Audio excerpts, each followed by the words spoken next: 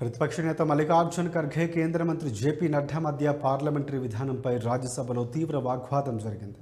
లోక్సభలో ప్రధానమంత్రి నరేంద్ర మోదీ చేయాల్సినటువంటి ప్రసంగం ఆగిపోయింది. రాజ్యసభలో కూడా అధికార ప్రతిపక్ష నాయకుల మధ్య మాటల యుద్ధం మొదలైంది.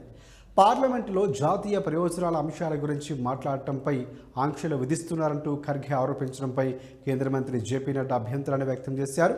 పార్లమెంట్ అంటే ఒక లోక్సభ, రాజ్యసభ రెండూ ఉంటాయన్నారు.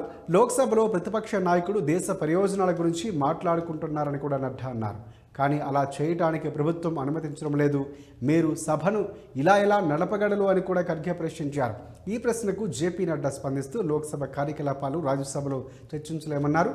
నా గౌరవనీయ సహోద్యోగి అని ఆ విషయాన్ని తెలుసుకోవాలని కూడా సమాధానం ఇచ్చారు.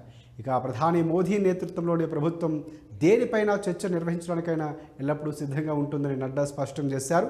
ప్రతిపక్షాలు అడిగినట్లుగా కేంద్ర మంత్రి పీయూష్ గోయల్ భారత్ అమెరికా వాణిజ్య ఒప్పందాలపై ఒక ప్రకటన చేశారని కూడా జేపీ నడ్డా గుర్తు చేశారు. తీవ్ర వాగ్వాదం తర్వాత ప్రతిపక్ష ఎంపీలు రాజ్యసభ నుంచి వాకౌట్ చేశారు.